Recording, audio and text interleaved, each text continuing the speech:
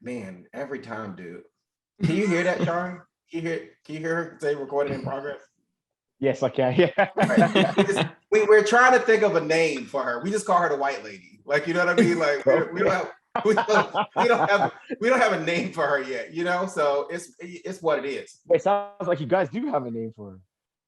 The white lady. It. Like, that's it. Yeah. That's correct. You know what? Yes, you're right. Like, ladies and gentlemen, welcome to the hardest part of the ring with the Sultan of Sass, better than the best, Teron Bishop. With me as well, Jacoby, Hollywood, the bum, whatever you want to call him. The bum, right. He says. Wow. Right. Yep. Wow. And guess what, man? We are doing an Indie Underground today, and we have a special guest for you, Jacoby. Yes. For everybody today, it is a return. Stepping away from the hyperbolic time chamber, we have with us Shaun Moore coming back, my friend. How are you? How have you been? I'm good, man. I'm real happy. Been wrestling lots, as you guys have seen. Nice. Put my craft out there, trying to get them international bookings all year, all the time. Yeah. I love so look, you're out there, right? You're doing your thing now. You know, like wrestling is kind of back. People are back in stands and stuff like that. How is the transition from like wrestling during like COVID or not wrestling during COVID to it is now in Canada? How's it going? It's been a real slow progress. We were doing some shows for the people that don't know called the clandestine wrestling shows. It was where a group of us were going with like the limited amount of people that you could have in a building during the COVID parameters, and we were putting on shows in front of no crowd to kind of keep the scene alive. And now that things opened up, as long as you have to be like double vaccinated, all the precautions have to be followed, or else you can't come in the buildings or go to the shows. Like all the promoters and stuff here are pretty strict about it. So either they don't believe in it and there's no shows, or they believe in it fully and you best believe that everything's sanitized, everything's taken care of, and all that kind of stuff. So it's been a bit of a slow progress, but we're now starting to get things rolling. Right. Nice, so we getting things rolling though, and we getting things rolling with my man. It's some gold. That's what's going on right now. My man they stepped his bling up since the last time he been on the show. Ladies and gentlemen, we have the RCW North American champion. That's who you're looking at right now. 2 seconds. Let me get the belt for you. 2 seconds. We get the belt. There it is. Let's go. We get the belt. He had it on deck. He had it on deck too. He was waiting. Ready, dude. Yeah. That's what we like to see, Shaun. Shaun coming nuts with the belt. He pulling it out. He about to present it to the world. We did it on Instagram and Twitter and Facebook. I couldn't come on the podcast and not have a championship belt. That had a belt. We show you the belt all the time. Here it is. Hey, there it is. North American Championship. Hell yeah. Yes, sir. Our North American champion. Let's go. North American champ. Yeah. Held by legends like Bret Hart, man. This is the return of the Canadian heritage coming back. Yes. So the North American belt is extremely important because it's originally a belt from Stampede Wrestling, the North American title. And it's the modern day version of the design. So all the legends of Stampede that you've seen wrestling, they all know about the belt, the Jerichos, the Lance Storms, the Bret Harts, the Dynamite Kids, the British Bulldogs. They may not have all won the belt, but they've all been involved and been around the championship. So the fact that it's coming back, I'm very proud to be part of the new generation, trying to show forth, like, that's why I call it Dungeon Land, Calgary. Anybody who wants to come to Dungeon Land, where it's at. Yeah, dude. Giving us some of that black excellence, homie. You know what I mean? Keeping the trend going in 2020. Like, 2021, I'm sorry. But look, I'm going to tell you straight up, in front of the world, in front of our whole audience, some of the best promo work that you done put out was before you got that belt. Like, boy, you were on fire. Yeah, man. I got a chip on my shoulder, man. Like, I've been wrestling now since 2014. I've been fortunate that I've been able to wrestle in different countries all around Canada. We talked about before my past at the New Japan dojo, and I'm getting sick and tired of just being stuck in one place, So there's a huge chip on my shoulder because I want to be all over the world, wrestling and showing everybody what I can do. I don't put this much heart, the pain, pressure into doing this. My family's back home. They're waiting for me to come home, and I'm out here wrestling to not be the best, to not be the champion. So, that's what I'm all about. Hell yeah, dude. So you kind of hit Hollywood though. Hollywood was kind of in his feelings though, because he said it was a little turn in the personality that he wanted to talk to you about. Hey, okay. Hey, I'm just saying, when you start rolling with Clark and them, man, that's that heel turn. And I'm like, Shaun, bro, I know you're the one. You're the one. Mm-hmm. But damn, dude. I mean, I've been watching these matches. Been able to watch the Mo Jabari sagas and the match with Vendetta and stuff like that, man. And watching you bully these refs, bro, I'm like, yo, this guy is. Man, like I told you about, I'm taking it. I'm sick and tired of sitting back. Clark's the same way. But the two of us want to, we want to show out, man. But they show out. Shaun's talking shit to kids now, bro. Like, he's telling kids, isn't it past your bedtime? I'm like, yo, this guy out here, he does not care. Yeah, I love it. Well, like I say, no, man. You probably two things: money and championships. Kids don't make no money, and I can't beat them for championships. So it don't matter. Hey, there you heard it here. You heard it here first. I ain't putting words in Shaun Moore's mouth, but I'm just saying he said, "Fuck them kids." Unless they're bringing me money, championships, I ain't worried about them whatsoever. Oh God, dude, stop the madness. So look, the last time we were together, we were trying to come up with a name for something, right, Jacoby? Was it the finisher? Oh, yeah, it was the run. It was the running knee finisher, man. Right. So have you come up with a name yourself now? You're a champ, Shaun. What's the name? There's no name. They don't need a name. You know what? They don't need a name. That's the thing. That's the thing about it. Why do I gotta call it something everybody knows what's gonna happen? Oh no! Why do I need a finishing name when it's the end of the match? There's no need to worry about a name no more. The 3 counts over with. Oh no! Oh, that's period right there, boy. Period. That's it. Oh man. Damn, Shaun, I love it. I look. I'm so proud of you, man. Like, for real, no joke. I call Jacoby. Like, when you got it, we were cheering for. Trust me, we were cheering for you. We might as well be in them damn stands. Like, as soon as we saw you were in that fall brawl, bro, I messaged him in our little Twitter group chat. I was like, T, this is Shaun's, bro. This is it. Yeah, we were all going back and forth. We were hyped. Like, man, that's crazy. Look, so okay, when you and Blaze go, Nuck, that's what I'm trying to figure out. When you and Blaze going in it. Blaze talking shit too. Blaze is on fire. I need to get his ass next. He's on fire. You're on fire. What is gonna happen? I need to see you two. The problem is he's doing too much damn singing. He's trying to save everybody. I ain't trying to save nobody. Yeah. Like I said, I'm trying to win money and championships. He out here trying to do performances and concerts for people. I'm out here trying to wrestle. Hey, so I already told people, you already know, you see every promo I ever cut. I said that I'm the one, I'm ready to fight all day, every day. So whenever he wants to step up, when he wants to fight me, I'm here willing and waiting. I don't care where it is. The backyard, Calgary, Edmonton, England, America. It don't matter. I'm here. So let him know. And he got my phone number. See, no. He doesn't even have to pick up a microphone and sit there and talk nonsense online on social media. He could pick up the phone and he could say, "Hey, Shaun Moore, let's fight." And I'll be like, "Let's go." And that's the other thing too for the promoters. That's another thing for the promoters as well. What you doing? You got Michael Richards Blaze, and you got Shaun Moore sitting here, and you got us in opposite camps. Step up. Exactly. Step up. There it goes. Shaun just said, "Yo, Jake, that needs to be the clip right there. You try to put a clip on social. That's the clip." Shaun Moore said, "Michael, pull up," is what he said. He said, "Pull up." Man.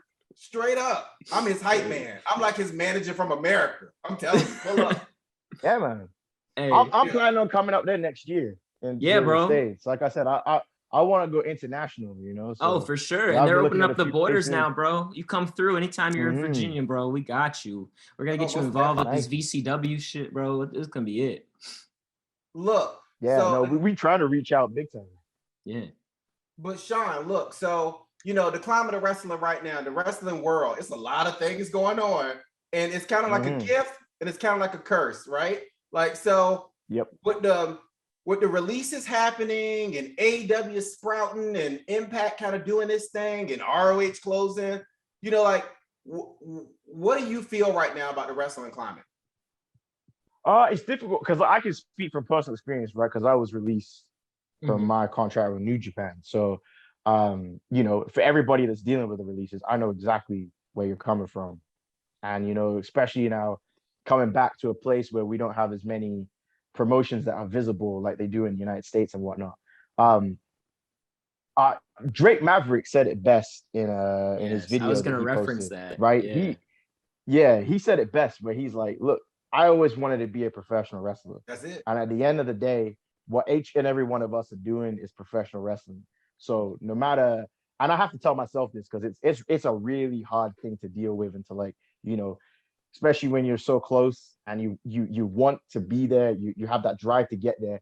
And at the moment, sometimes it seems like it's not there, and especially with the parameters with COVID and stuff, but it's like, you're doing your thing, you're doing pro wrestling, as long as you continue to do what you're doing, it will come.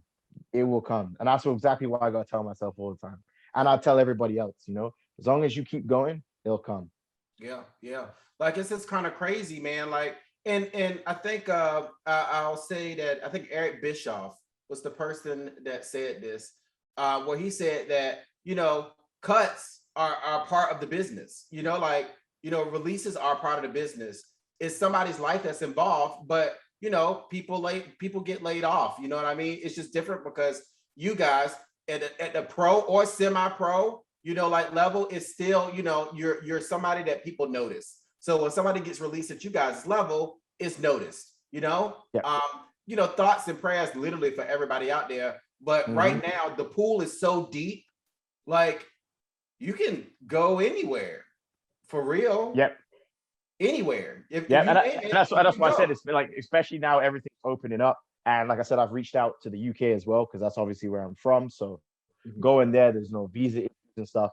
And that's kind of the goal, is like I said, to be a professional wrestler and to wrestle all over the place, Yeah.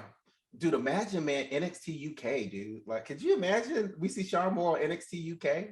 Hey, he'd fit right in, dude. He'd fit right in. I'm trying to tell you. That's strong style. Come on. I got to return King Arthur pulling the sword. I ain't been there since 2005. Here we go. So you've been watching the product lately, like Ross, SmackDown, everything. So look, man, you notice what Raw's been doing, from like the black and brown people, the culture, you notice like with Big E as a champion. How does that make you feel? Damian Priest, another, black and brown person that's out there as champion. How does that make you feel right now with that climate? Good. It's about time, man. It's for sure. It's going to show that now people are starting to A, be more accepting, but B, allowing people to be themselves, and to show you that people of color can be in certain positions and all across the wrestling board. Look at Fred Rosser in New Japan. The stuff he is incredible.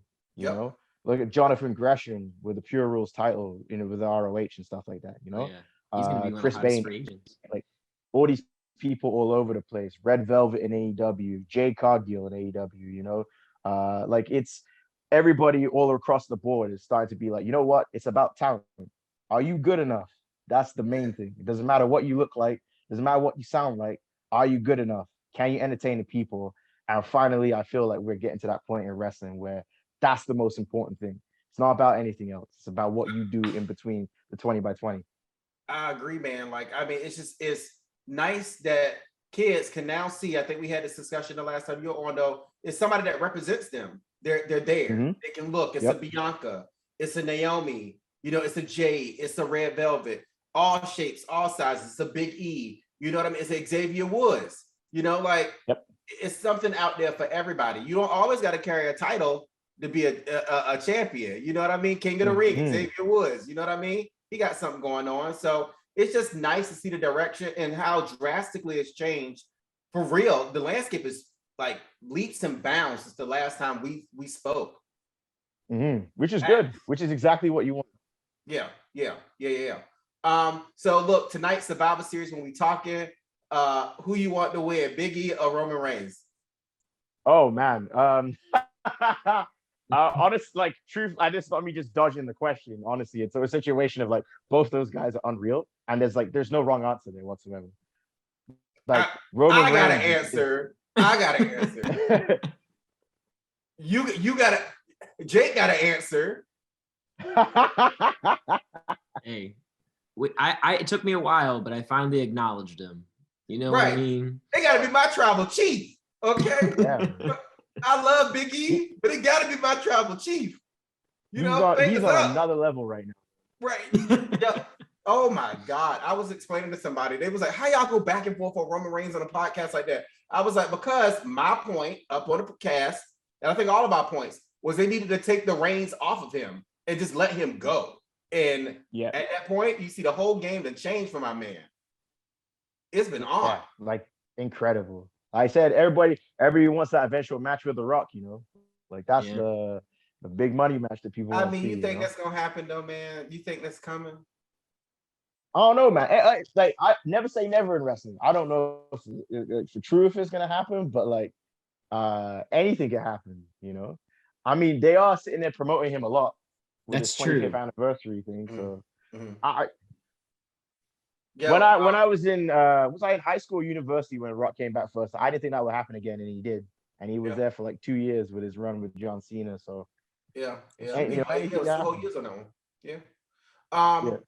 So look, we always like to play games here, right? All right, someone name a federation, and you tell me that the person that you want to face if you went to that federation. You ready?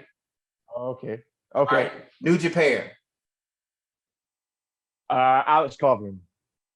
From the LA Dojo. MLW.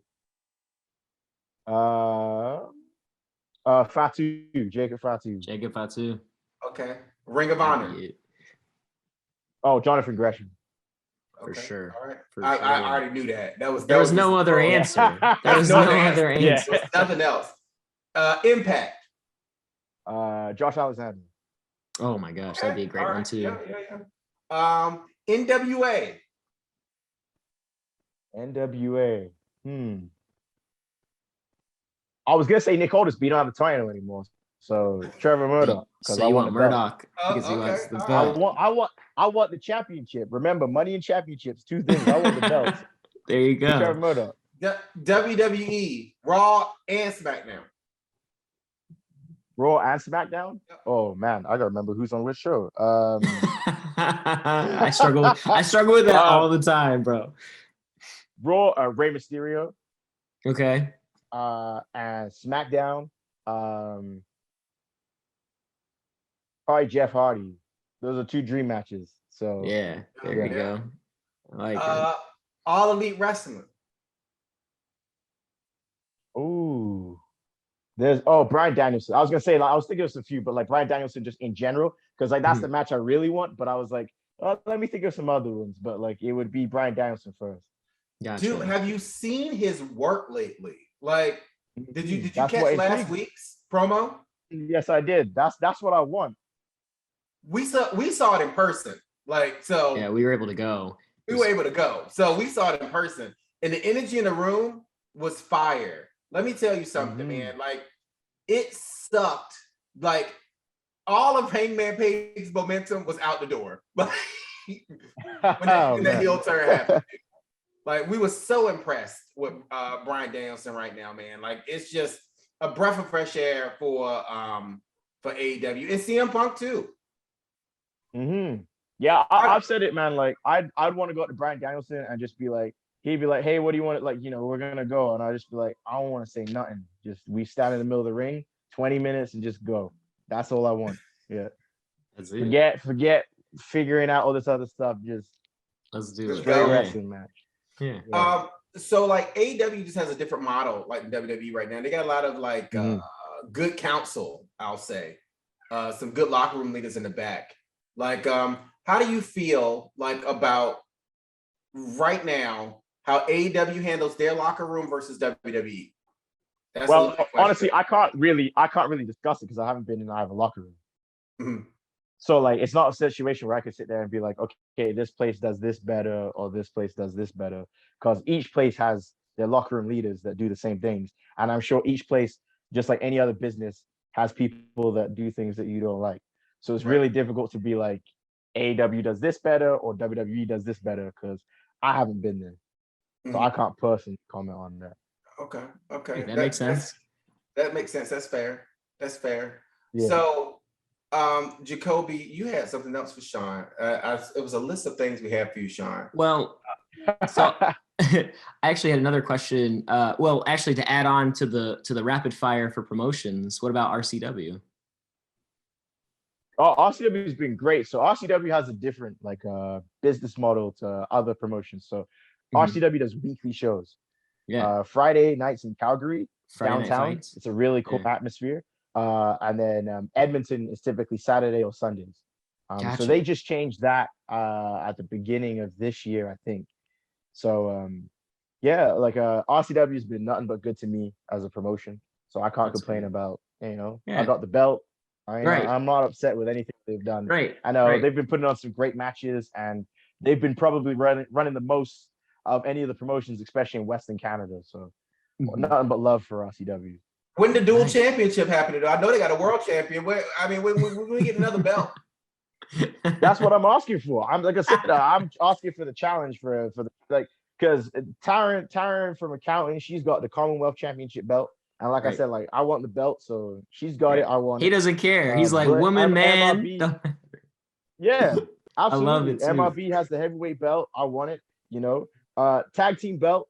I'll do it myself, but the rules say I have to have a tag team partner. So, me and Mo Jabari have gained some respect for each other, so I could totally see us. Hey, that'd be a fun run. That'd be a fun run. Yeah. You guys worked together in Clandestine, and that was awesing too. So absolutely, I got my younger brother Alexander Prime, my big brother. Yeah, because the man's huge.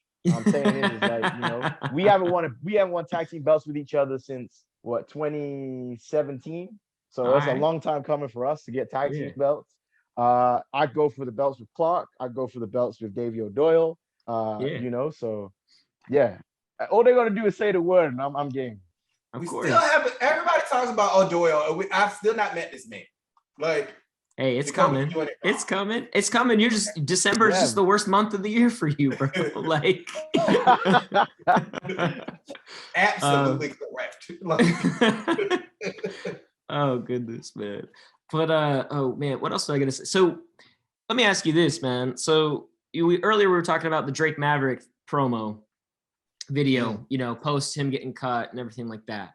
And he asks himself, or he reminds himself in the video, this is what we want. We don't want to necessarily work for strictly WWE. We want to be a pro wrestler. We want to be a pro wrestler. And you tweeted recently about the life of a pro wrestler is 8 hours to 8 hours, one match, whatever. That's the dedication and the grind. And I got to ask this, because it's something that I don't think I'll ever be able to experience. In how rewarding is that 8 hours back? It's not rewarding. It hits you, right? Yeah. Well, especially because again, because that was Friday night I wrestled. It's rewarding in the sense that again, you're doing what you're doing and you're wrestling and stuff like that. But again, imagine so Canada, Saskatchewan is flat. This drive from Regina to Calgary is flat. All you see is coyotes, cows, and horses, and a bunch of farmland, and that's pretty much it. So it's 8 hours. You wrestle for 15 minutes, and then it's 8 hours back. And it's a grind because you're sitting there, especially when you're by yourself, I was in the vehicle myself. So it's a hard thing, but again, it lets you know that you want to do this. There's no way you sit in a vehicle by yourself for 8 hours, to drive somewhere, to be in a city I was in Calgary for a total of 45 minutes by the time I was done, and then I was back on the road again. And all people from around the area do that. Like I said before, to get to Winnipeg is 6 hours. To get to Vancouver is about 16, 17-hour drive. Wow. If you're not being flown to Toronto, you're looking at 23 hours to get there. when I go and I wrestled for Glory Pro in St. Louis, that's a 21-hour drive. Wow. Me and Tyler Colton did that there and back. So we went, wrestled, and then drove back. So it was just like, yeah, we're road warriors. That's what else can I say, man? Hey. You got to do what you got to do in order to get to the shows and stuff, right? Yeah, absolutely. Absolutely. I just was wondering, just because like there's got to be, and obviously it's a grind, you know, that's often the response that I get for that question. But I was just wondering if there's ever like a time of reflection where there's kind of like, you know, there's nothing else I'd rather do right now. Like obviously there are better. Yeah. You know what I mean? There's tons of reflection. Like especially like, well, I mean, you're in the car for 8 hours, right? It's just you, right? What else are you gonna do? You know? Yeah. But no, you think about it all the time. Like it's like you're like, oh man, again, like I said, it's like that thing of, wow, I'm professional wrestling. Like, you know, it sucks that I'm in the vehicle this long, but I'm going to different shows and I'm going and I'm wrestling, and I'm having a match. I've got the theme music, you know, I'm doing the business, right? So I always sit there and have to remind myself, I'm like, imagine if you could talk to yourself when I was 7 and told myself when I was 7, I would have met the people I would have met, wrestled the people I would have met, done the things that I would have done, you know? So yeah, I think there's lots of reflection that you have in it. That's awesome. It's just so cool to me. That's just a part of the business, man, that I find so fascinating, because in times I know upon account from just talking to a lot of people in the industry that it can feel a tad unrewarding at times. And I was just wondering if that counterweighs with that feeling of like, well, this is it. Like, this is it. Like talking to my 10-year-old self. Again, it's just, and that's how you have to, again, it's not easy. It's not easy. Like I said, especially like mental health wise, mentally, this year's been really tough.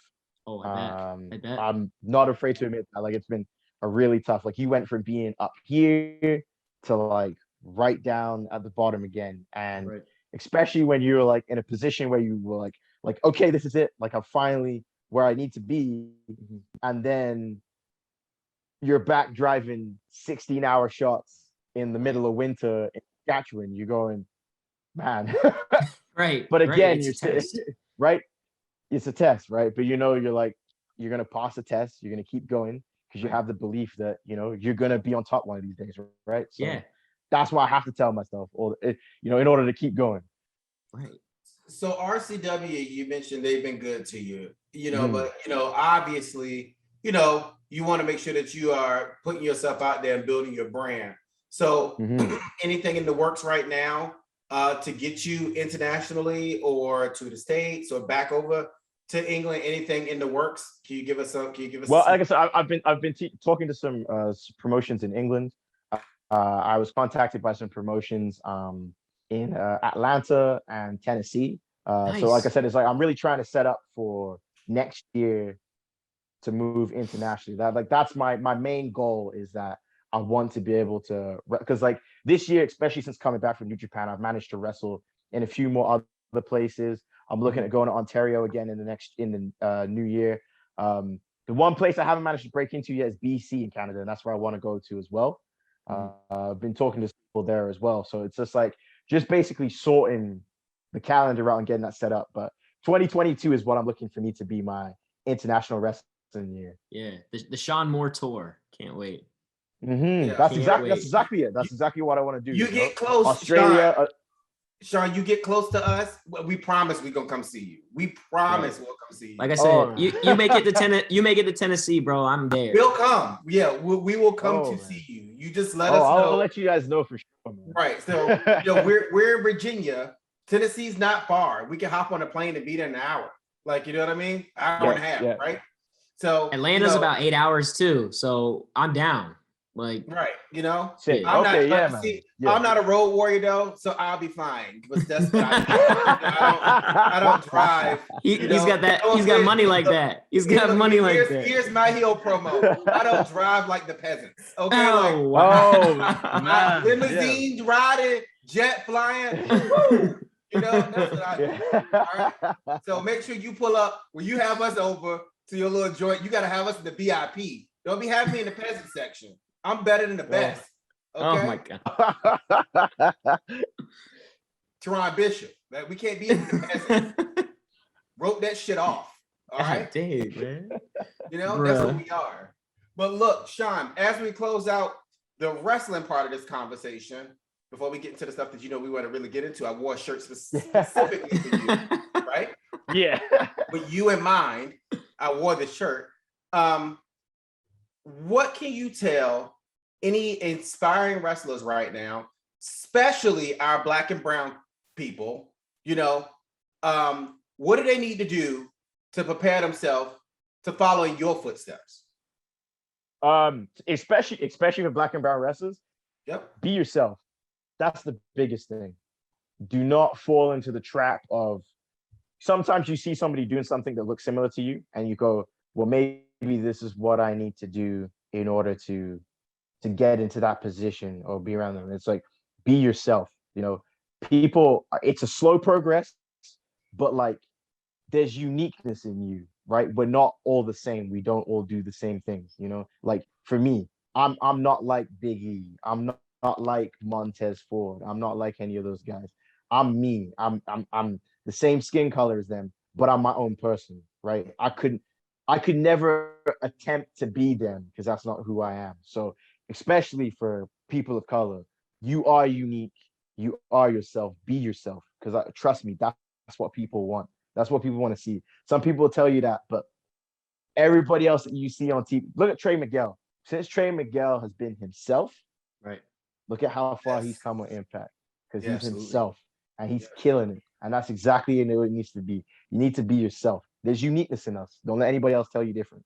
I appreciate you saying that. I think that's very important for us to hear. With us having a diverse cast, me being, the host of the deal, I'm still me. I don't give a shit what nobody say. Exactly.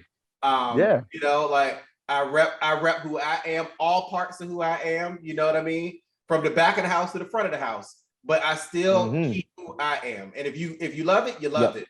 If you don't, I mean, hey, get on the train and get off. I don't give a shit. I'm still gonna do me. Exactly. So that's a great message, man. And we definitely appreciate you giving us that message. So ladies and gentlemen, we're gonna take a quick break. And then we're gonna come back with Shaun Moore and talk about some nerd stuff. Ladies and gentlemen, and we are back with Mr. Shaun Moore. So Shaun, the last time you and I left each other, we were real hyped because the Stars and Stripes was about to go on a very special person in the Marvel Universe. And we got it. And how did you feel about the show? I thought it was amazing. It was my favorite like Marvel TV series show outside of Daredevil. Daredevil, Luke Cage, and Falcon and Winter Soldier are probably my three of like the newest Marvel shows that they've done. Start to finish, the story was great. The only thing that I didn't like so much was what's her name now? Kylie Morgenhauser, the Sharon Carter. Yeah, no, that not a fan, but for the set part of the story, it made sense. So I can't really be too upset with it. Like I don't find that Sharon Carter is a strong enough villain, but like I haven't seen her yet in that role to a full extent. So when it was kind of like she's kind of going to be one of the main villains, I was kind of like, that's kind of lame. But we'll see how it goes when either the series or the movies takes place. But I thought that there was such a strong focus on everybody in the series except for Carly. Is Carly or Kylie? I can't remember. Oh, the girl. It was Carly. Yes, Carly. Carly. Okay, her character was so good. Her character. Yes, and that's exactly. I just felt that there wasn't enough. Like you had her and a faction, and it was kind of just like, okay, they're doing bad things because they're trying to do good things for good people, but she's going too far, and that was kind of the extent of it. Whereas, like, they went through Bucky's turmoil from his past. They went through the whole arc of Sam becoming the Winter Soldier and what it meant to, being Captain America and what that meant to being Black in America and being in that position. They even went down to with Baron Zemo, and they went through and showed you his past and what his motives are, and the Super Soldier Serum with John Walker and stuff like that, and how being a good soldier doesn't necessarily always equate to being a good person. And I felt for her, she didn't get as much of the focus as some of the other characters did. And so not that it was bad, but I wish that it was a bit more backstory, because like with her, with the mother of them dying, like the woman that was taking care of them, we didn't really see anything about that. It was kind of just like, okay, random woman dies and every one of her group is upset, but we have no emotional attachment or seen what she did for them that made them this upset and the need to do all the stuff that took place. So with her, I think it's Kyrie, her character had so many levels, and you could see them kind of like bleeding over in every scene, and it was just like nobody was talking about it. Like that's the problem I had. Like it was playing out in front of us, and it was just left for us to assume instead of them just like giving us the story, kind of giving us something to really fall in love with her. Even though at the end, I felt for her. Like that was it. By the time you finally grasped her character and felt like close to her, she was killed. So it was like, okay, I can't go anywhere else from you. And then with her faction and stuff like that, you were kind of like, okay, they've started to build some momentum. Things are kind of going, and then that's it. They're done, Right. I don't think they should have smoked her. I think she should still be alive right now, personally. I actually think that that's a big problem with Marvel movies in general. I think they kill too many villains. Too quick. Yes. It doesn't give him, like, I just watched Shang-Chi 2 days ago. I don't know if you guys watched it, so I don't like. I have. Okay. Am I good for spoilers for Shang-Chi? Yeah, go for it. Okay, cool. Okay, yeah, cool. But like, you know what? Hold on. Fuck these fans. You know what I mean? Like, get Disney Plus. Okay. Right. It's free on DP. No, you know what I mean? Instead of DPing, look at Disney. Look at it. Instead of Netflix and chilling, look at the Disney Plus. Go ahead, Shaun. But with the Mandarin being killed, it's like, especially when he was so good and it was such a strong villain in the film, and his only purpose was to serve for Shang-Chi's origin. And I loved the film. I absolutely loved it. Like my fiance, she loved it.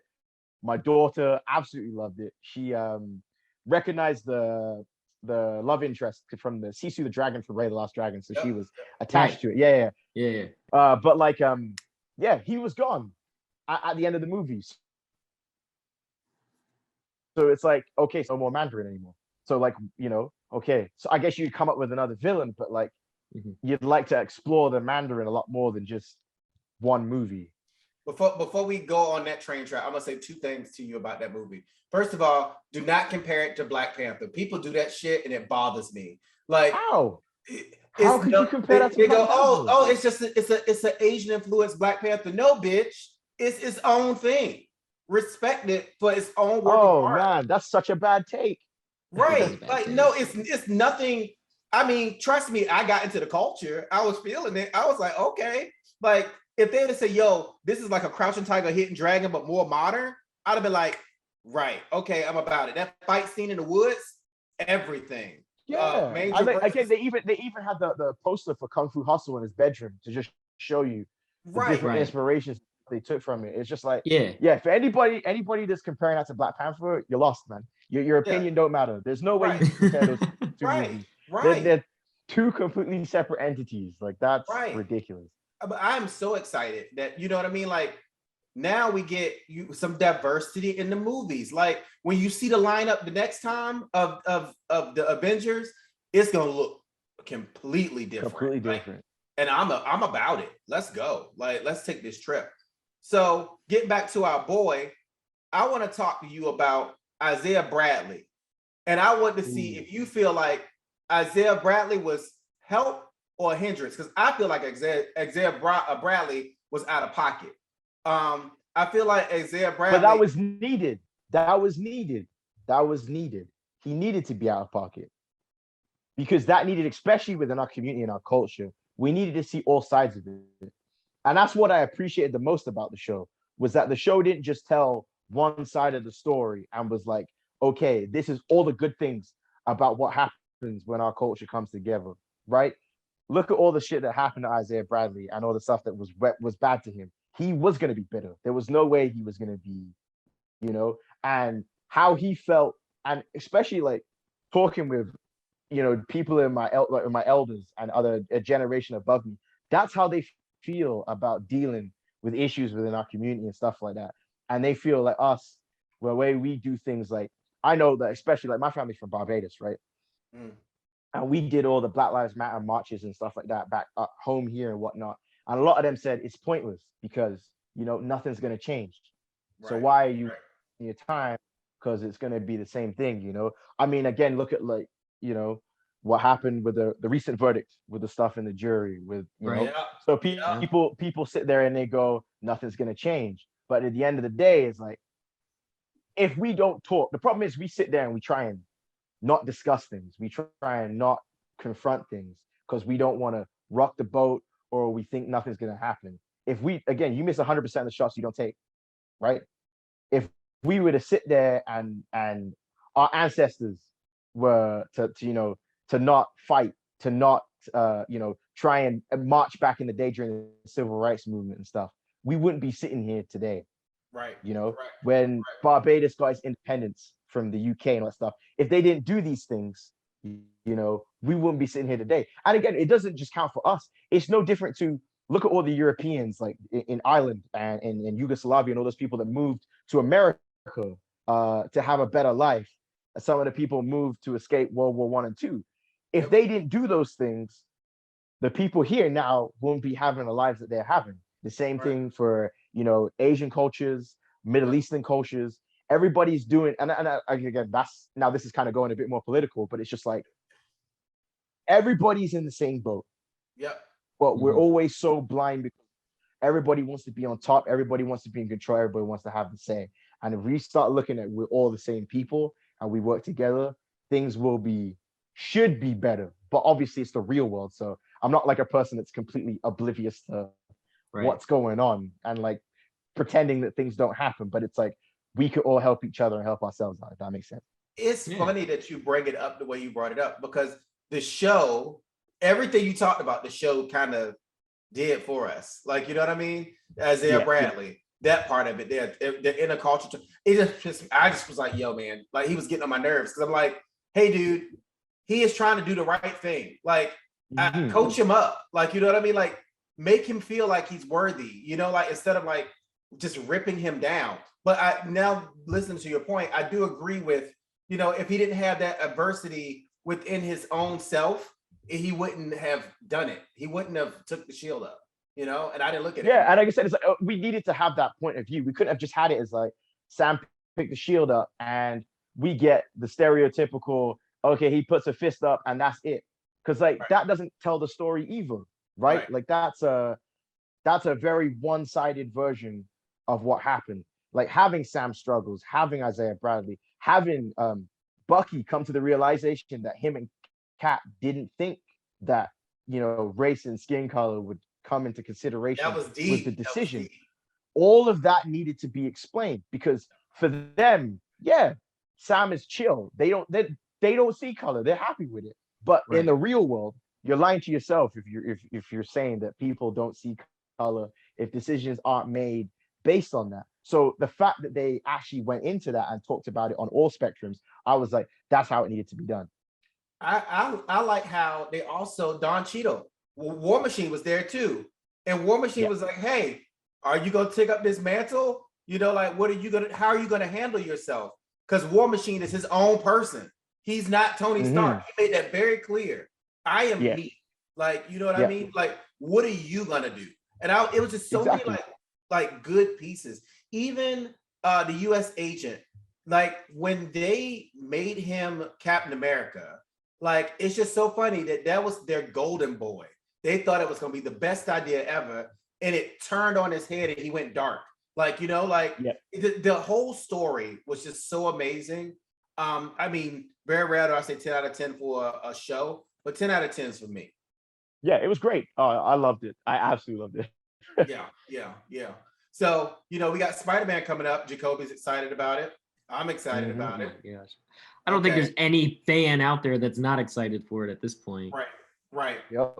So Jacoby, the trailer came out, you posted it up, so go for it. Hey. All right. Well, Shaun here is a Spider-Man head, as we like to call, and I appreciate it. I appreciate it for what it is. But I had a hot take for T on Thursday, and that's that I think it would be really funny, and it's kind of like a watch the world burn type of take, but if in reality the two Tobey Maguire and Andrew Garfield were not in the film at all and just the villains. Ooh, that's bad business. Isn't that that's bad business? It's one of those situations. It's one of the situations where it's like those two are literally the selling point for the whole movie. Yeah. You think that's what you are?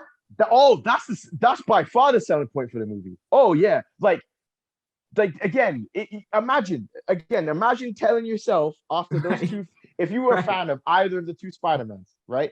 And you didn't see anything after 2008, there was no more Spider-Man 3. It was done. After 2012 or 2013 when Amazing Spider-Man 2 done, it was done. And now all of a sudden in 2021, you're potentially going to see not only like one of them, but both Spider-Men and especially with the hype after Into the Spider-Verse, and you saw how well that worked. Exactly. That's the selling point for the movie. I get it, but would you not to say that there's not parts that's going to be good, but like that's the selling point. What if it's not okay? What if you didn't get that, and what if instead you got Venom? Like, would you not be happy with that? What if Venom is punching things? People would be disappointed. Like, would the story be great and you'd be okay? Yes. But as a whole, people will be disappointed because that's what they're going in for. Right. It would get dragged because of the advertising and stuff like that. You know? I feel like people gonna get disappointed anyway. The only thing that would not disappoint me if they don't show up, if they secretly have Miles around and Miles shows up somehow. Like, you know what I mean? They pull him from the Spider-Verse and he's there. Like, that's the only other thing that I would like to see. But again, like I said, it's like it's just one of those things where like that's literally what people. It's like the Flash movie coming up, right? Yeah. There's a reason why they're only promoting Michael Keaton, even though it kind of makes no sense. Like that's what people in a mass, casual people, that's what they're looking forward to. So it's the same thing for the Spider-Man film, right? A lot of the casual mass, they're sitting there, and like I said, I'm an Andrew Garfield guy. He's my favorite Spider-Man out of the live action bunch. But Tobey is everyone's guy. Like he's the big one that most people the first relate to, right? Right. Yeah. So, you know, even if Garfield doesn't show up, and like as big of a fan as I am of him, I could understand if they didn't bring him in and they just brought Tobey in because he is the big selling the Godfather. Film. Yeah, exactly. And we never really saw what happened to him. He ended on a blur. Like, you know what I mean? Garfield ended on a blur too. So I think they both deserve a second coming. I just feel like all of this is room for disappointment. Like, you know what I mean? I mean, it might not. We might only get one. If the two of them show up, if the two of them show up, there'll be no disappointment whatsoever, right? They could do anything in this film, and as long as you see the two of them in a suit, I guarantee you, everybody will call this the best superhero movie they've ever seen, just because of the what's taking place in it. Because like that's actually something that me and like O'Doyle and my brothers have kind of been discussing. Is that like how strong is the story for this film? How much does this actually make sense? But will people care as long as they get Tobey and Andrew Garfield? Right. Well, we know how it makes sense. You know, we had another Marvel show in between the time of you and I not speaking and all of us not getting together. We had Loki. So now we know it's watched all of them. It's 1,000 timelines. Like, you know, so this is going to be real interesting, real quick. I just really hope that this movie here, they do something amazing, because they're going to be fucked if it doesn't go the way people want it to go. Well, I feel bad for Tom Holland, and he's my least favorite Spider-Man out of the bunch. But why? I feel bad for him. Why is he your least favorite? Go rewind. Why? Okay. This will go into my whole conversation as to why Garfield's my favorite. Tom Holland is a phenomenal actor, and none of the people in the cast of the new Spider-Man I'm upset with whatsoever. They're incredible actors, and their roles are fantastic. But the version of Peter Parker in the MCU is not Peter Parker in any capacity from the comic books or any previous media. I always call him Iron Boy or Iron Man Jr. Because to me, that's what he feels like. Just with the way his story is, with the way he does. And like, I always sit there and say, Spider-Man's biggest thing is he deals with responsibility. And through responsibility, he's got to deal with loss. Right. And Tom Holland's Spider-Man hasn't dealt with any loss yet. The Iron Man one doesn't count because the entire Avengers dealt with that and it was in a separate entity, right? Like Tobey Maguire had to deal with the loss of Uncle Ben. He dealt with the loss of Harry Osborn. He dealt with the loss of Harry Osborn's friendship. He had to deal with all these, these different things. Andrew Garfield, Gwen Stacy died. Gwen Stacy's dad died. He got to the point where he stopped being Spider-Man, and it had that super iconic scene when he was at the end of the movie when he had to come back and the kid had the mask, and it was like each one of these people have gone through things that Spider-Man have gone through, and the MCU Spider-Man still to this day hasn't gone through that. He still gets help from all these different people to help him do these things that Peter Parker has to figure this out himself. And I think that's what I always attached to when I was a kid, because it was like, again, here's this kid, because Peter Parker's a kid trying to figure this stuff out, trying to navigate these really mature themes. And just in the MCU, they haven't really reached that point yet. And that's why the MCU version is my least favorite of the bunch. I think that, they got to play this right too, in my opinion. If they have all three of them, I need to see like age on Toby. Like I need to see him smarter, like way more tech savvy because he's older. So he's going to be dependent more on his tech than his skill per se. You know what I mean? Garfield, I want him to be, like what the modern Spider-Man, what you describe it, I want him to be that, and the kid's gonna be the kid. I like the kid as Peter Parker. I just like the feeling of him as Peter Parker. I don't know if I like him as Spider-Man. I think I said this before. I like Garfield as Spider-Man. I like Garfield as Spider-Man and Peter Parker, but I like the kid. I like him as Peter Parker. It's just something about him.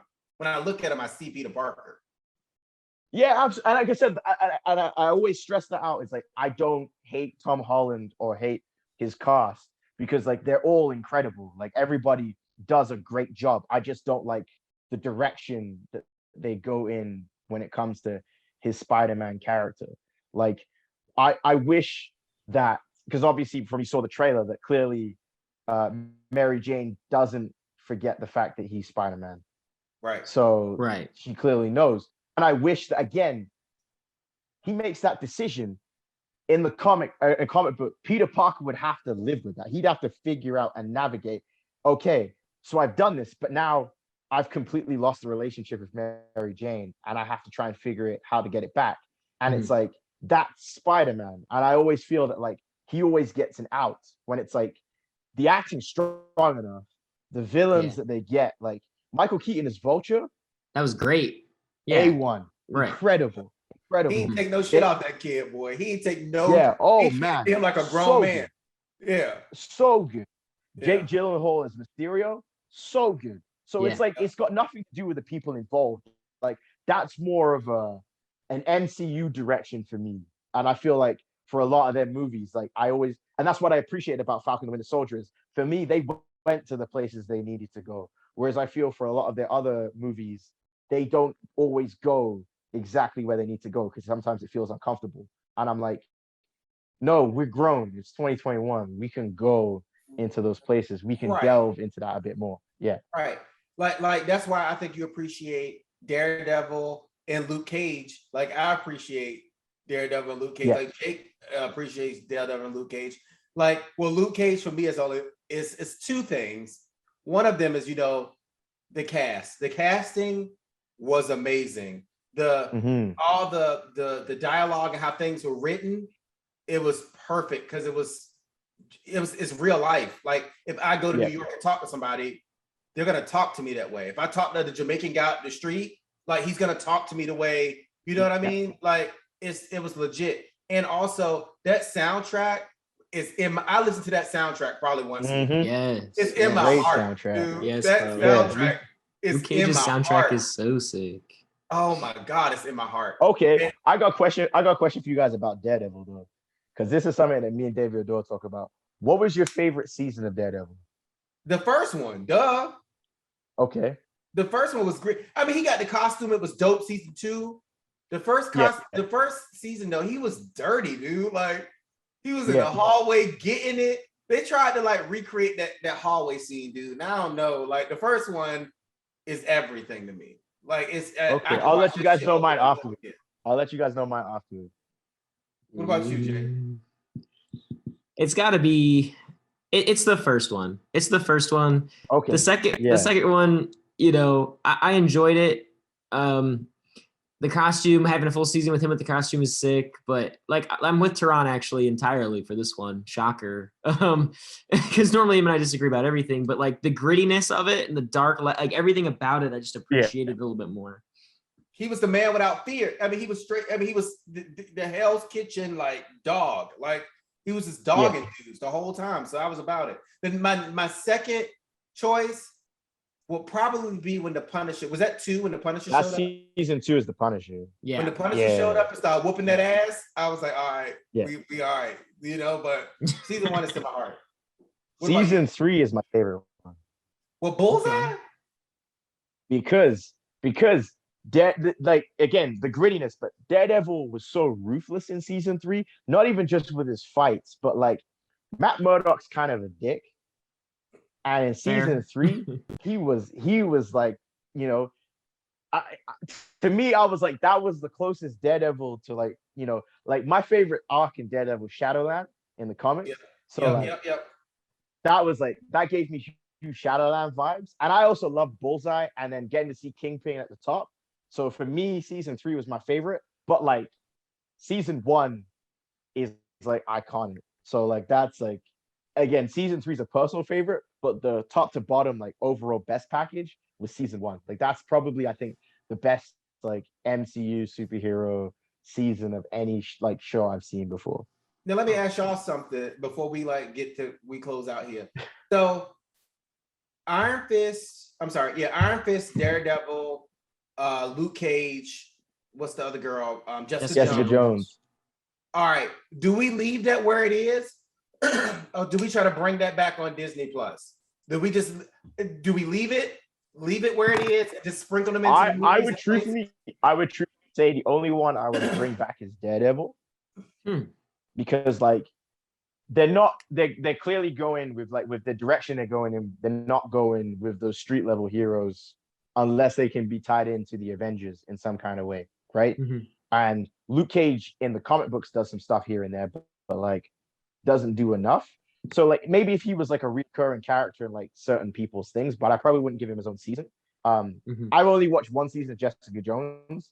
I liked the Purple Man, Kilgrave a lot. Purple Man was a shit. Other than that, shelf. I wasn't a fan of Jessica Jones, so I would probably wouldn't put that one in there either. So then again, without Jessica Jones, Luke Cage, they kind of get together. There's kind of no point in that. And then Iron Fist, I thought was awful. Yeah, right. So did we.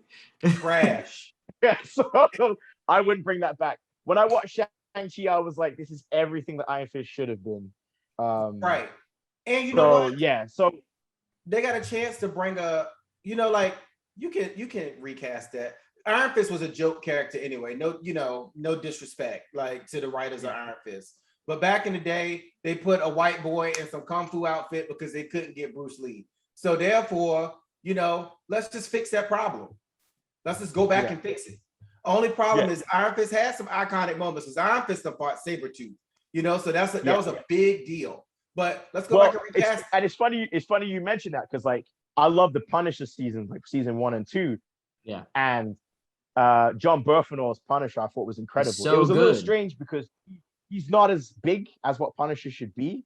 Right. But like incredible. And I so badly wish that in Civil War you could have had the scene where he fights Captain America but refuses to fight him and Cap's just pummeling him and I was like, John Berthenaux's acting ability in that scene would have been magical. I agree. So we got Spider-Man coming up. Eternals, we'll get your hot take on that. Like And I have not seen Eternals yet, so I haven't seen Eternals yet, so I can't judge it. I have not seen it. We'll shut up. We won't say nothing about it then. Okay, yeah. We'll save it for the next go round. So we got to talk about Eternals the next time you come around. We got to talk about Spider-Man. We're gonna have to talk about Hawkeye because we might get some Kingpin. So I'm very excited for that. I think it's like 4 days or 3 days from now. Yes, sir. Yeah. Yes, sir. Yeah. So, Mr. Moore, as always, we enjoy talking to you, sir. Like you always bring a light to our show. So we appreciate you coming on. Oh, actually, before you close though, next time we got to talk about What If as well. Did you guys watch the What If series? Oh God, yeah. All I'm saying is I just like the recast of the Watcher. The Watcher's a black dude. I would never even thought about it. I was like, yo, like my husband was like, is the Watcher black in the comic books? I'm like, no. Like, what are you talking about? And then I looked at him, I'm like, yo, he is black. Like, I was like, yes. No, I'm not sure what his name is, but the guy that is playing Kang and is obviously playing all his variants. Yeah. Amazing. Oh, amazing. So good. So good. Like, yeah. So I mean, we got some stuff to dig into. But until that point, where can your fans find you? They could find me. I remember my Twitter account this time. So it's at Shaun_Moore3. I got that down pat. And they can follow me at Shaun M Fit on Instagram. And yeah, those are probably the two best places to follow me at. And they can hear me talking nerd stuff, calling out people wrestling wise, and asking for money and championships. Hey. And then Jacoby, where can they find our crew? Well, another request I have for the next podcast, next time Shaun Moore comes our way, is him and I have to talk some Star Wars. Like, I can't sit through another one of these and not get into some Star Wars stuff. Like, come on. But it's okay. We'll get there. I'll show him my my $200 saver. Maybe he'll get a kick out of it. You know what I mean? Man. He goes to Disney and buys a saber. I have one, but you know what saber I got, Shaun? You don't even got. What saber do I have, Shaun? Think about it. The winning one. Okay, who's your favorite Star Wars character each? My favorite character. But first, hold on, wait. Tell me whose saber did I have? Mace Windu. Oh, you damn right I got Mace Windu. You already know it. Yeah. You already know it. Fuck what you heard. Like, we got that right here. Glowing purple, homie. The only one in the world. So my favorite Star Wars character I don't know if you consider him canon or not, whatever. Mine is Dark Revan. Hell yeah. I'm literally, man, but my Nintendo Switch is behind a laptop right now because they just put KOTOR on. Yes. I thought about you. Yes. I just got a Tatooine. My dude become a Jedi, man. Like, yo, like I said, Star Wars is. I'm ready for any Star Wars conversation, man. Let's go, dude. Yeah, I thought about you when I saw it the other day that was downloadable. I was like, damn. And I have the originals. Like, I still got the originals for Xbox. So but I'm like, I don't know if I can spend that money and buy it again. But I might break off. But yeah, mine's Dark Revan. Jake, who's yours? So in Clone Wars, the show, it's got to be Cad Bane. I love Cad Bane. Hell yeah. So sick.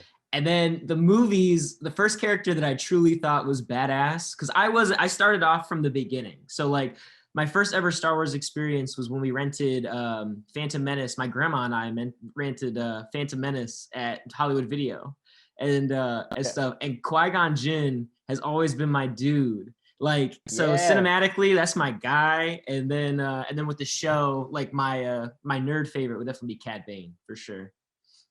Yeah, oh yeah. What about you, Okay, Mr. Moore? cool. All right. My favorite in the movies was actually Boba Fett. Okay.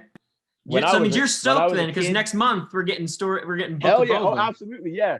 When I saw him and he shows up to the cantina and he's sitting there and he's got the girls behind him and he stopped Han Solo. Me at 10 was just like, dude, that Mandalorian armor is legit. Yes, so I like bro. Boba Fett's my favorite guy in the movies. And then in like the EU, Darth Bane. I have listened to his like the audio book and read the book and his stuff like multiple times. Like that's a fun fact about me. When I'm by myself, I'm probably listening to a Star Wars audio book when I'm on my long drives.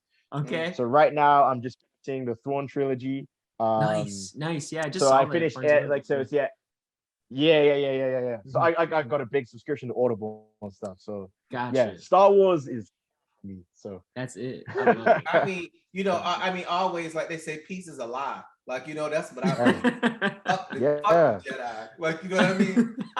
Wow. Fuck order. I don't give a damn. Bro. Like, burn it down. Man, especially because like I was watching Clone Wars because my daughter's getting into it now, and watching when they did Ahsoka dirty there, and she was so upset, man. She does not like the Jedi Order whatsoever.